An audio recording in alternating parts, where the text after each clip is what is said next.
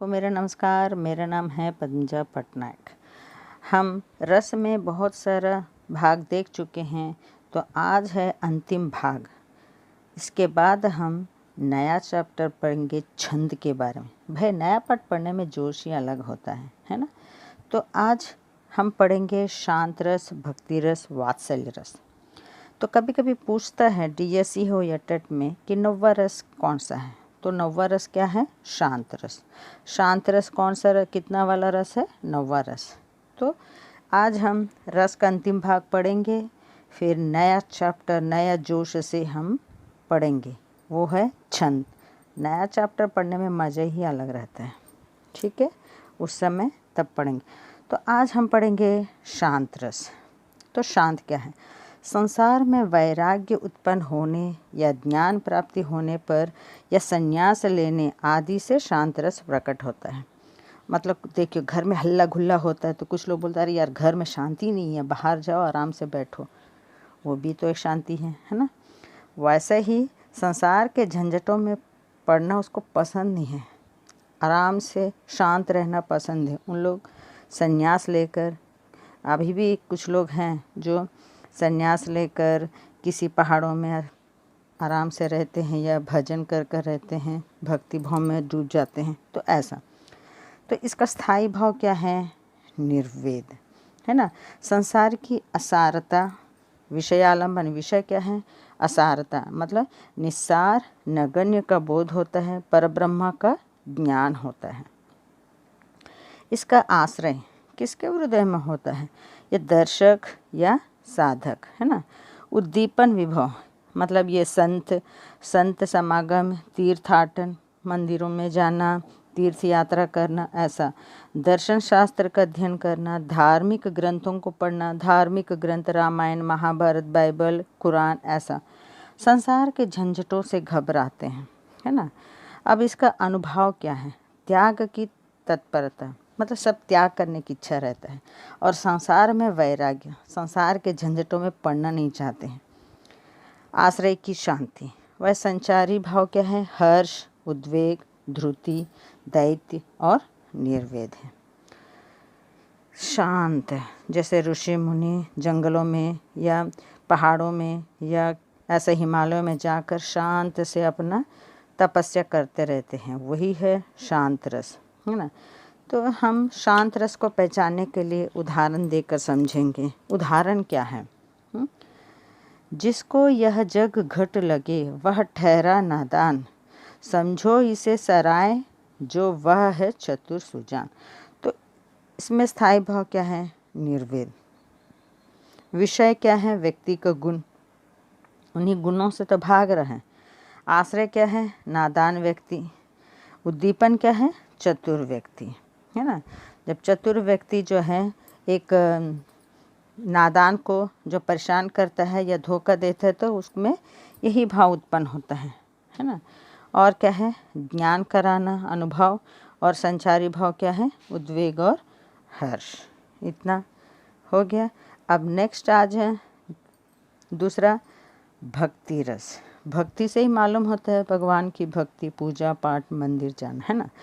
तो भक्ति रस, इस रस में ईश्वर की भक्ति, अनुराग का वर्णन होता है। भक्ति या अनुराग का वर्णन होता है, अर्थात इस रस में ईश्वर के प्रति प्रेम का वर्णन किया जाता है। ईश्वर के प्रति प्रेम का वर्णन किया जाता है। इसका स्थायी भाव क्या है? देवरति। याद रखिए, देवरति, रति नहीं रहेगा। विषयालंबन क्या है? भगवान और ईश्वर, है ना, वही तो है विषय। और आश्रय आलंबन क्या है? आश्रय कौन है? किसके हृदय में? भक्त के या श्रोता, कवि, जिनके हृदय में ईश्वर के प्रति भक्ति या प्रेम हो, है ना। उद्दीपन विभव क्या है? परिस्थितियाँ, वहाँ की परिस्थितियाँ, उनके चारों तरफ के वातावरण, वस्तुएं जिनके कारण उत्पन्न हुई ईश्वरीय ज्ञान। कभी कभी इंसान जो है कोई भगवान का पिक्चर देख लेता है तो उसके मन में भगवान की प्रति श्रद्धा शुरू हो जाती है। कभी कभी संतों के वचनों से, मंदिर जाने से, मूर्ति को देखकर आदि, है ना। तो यह है उद्दीपन विभाव। अनुभव क्या है? पुलकित होना, पूजा करना, श्लोक पढ़ना, वही मंत्र वगैरह श्लोक पढ़ते हैं ना, वैसे आश्रय की चेष्टाएं, आंखें बंद करना, वही आंखें बंद कर प्रार्थना करना, है ना, ये है अनुभव।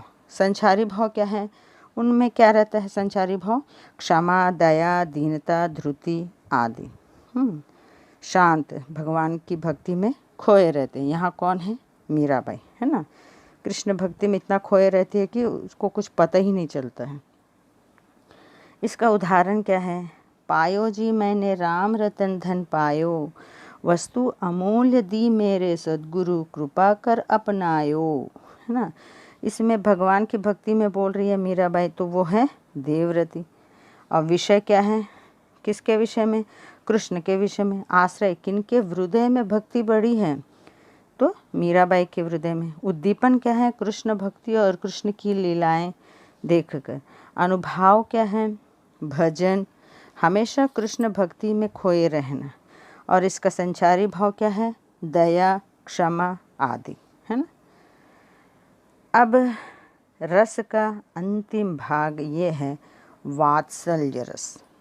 वात्सल्य का मतलब है प्रेम होता है, पर बड़ों का छोटे के प्रति प्रेम, है ना। वात्सल्य क्या है, वात्सल्य का मतलब माता का पुत्र के प्रति प्रेम, है ना, बड़ों का बच्चों के प्रति प्रेम, गुरुओं का शिष्यों के प्रति प्रेम। ये भाव जो है स्नेह कहलाते हैं। और यही स्नेह का भाव जो है परपुष्ट होकर वात्सल्य रूप कहलाता है। इसको ऐसा भी कहेंगे या ऐसा भी कह सकते हैं। जैसे किसी बालक के प्रति दर्शक, हम किसी छोटे से बच्चे को देखते हैं, उसको गोदी पाने की इच्छा होती है, उसका गाल खींचने का मन करता है ना। तो बालक के प्रति दर्शक, माता पिता आदि के हृदय में जो प्रेम उत्पन्न होता है वह विभाव आदि के द्वारा पुष्ट हो जाता है और वह वात्सल्य रस होता है। इसका स्थायी भाव क्या है, स्नेह, है ना। और इसका विषयालंबन क्या है, बालक या पुत्र या पुत्री आदि, अपना बेटा को या बेटी को देखकर, दूसरों के बालक या बालिका को देखकर, है ना। आश्रय, किसके हृदय में, दर्शक हो या माता पिता, जो देखते हैं बच्चों को वो भी हो सकते हैं या बच्चों के माता पिता, वही है आश्रय। उद्दीपन क्या है, बाल सुलभ क्रीड़ाएं, बच्चों को देखकर उनकी क्रीड़ाएं, हंसता हुआ खेलते रहता है, उनकी चेष्टाएं, उसका हट जिद करना, गिर गिर के चलना, तोतला कर बातें करने, ये सभी उद्दीपन विभ हैं। कोई बच्चे लोग को तोतला कर बात करते हैं तो उसके ऊपर हमें बहुत प्यार आ जाता है, वो सब उद्दीपन विभाव है। अनुभव क्या है, पुलकित होना, हंसना, है ना, गोद में लेना, चूमना, खेलना, बातें करना, ये अनुभव है। इसका संचारी भाव क्या है, मोह, हर्ष, आवेग और उन्माद आदि। देखिए बच्चों को कितना प्यार करते हैं माता पिता, है ना। तो ये उदाहरण सहित हम वात्सल्य रस का निकालेंगे। मैं कब हूँ बढ़ेगी छोटी, किनी बार मोही दूध पियत भैया, आज हूँ है छोटी। कृष्ण यशोदा से बोलते हैं, मेरी चोटी कब बढ़ेगी, मुझे तो कितने बार दूध पिलाती हो, फिर भी मेरी चोटी छोटी है। तो इसमें स्थायी भाव क्या है, स्नेह है। विषय क्या है, बालक है, किसके हृदय में, माता के हृदय में है आश्रय। और बालक की चेष्टाएं जो है, उद्दीपन विभव क्या है, बालक की चेष्टाएं हैं। और अनुभव क्या है, पुलकित होना या हंसना। और संचारी भाव क्या है, स्नेह है, आनंद, आवेग आदि। हो गया, आज से रस पूरा ख़त्म हो गया है। अच्छा से पढ़िए, इसके ऊपर मैं बाद में क्विज़ पूछूंगी। अब नेक्स्ट चैप्टर हम पढ़ेंगे छंद, नए जोश से, नए उमंग से, अच्छे से। अगर मेरा वीडियो पसंद आए तो सब्सक्राइब कीजिए। आपको ये मेरा वीडियो कैसा लगा बताइए, कमेंट्स कर अच्छा नहीं लगने से भी बताइए। धन्यवाद।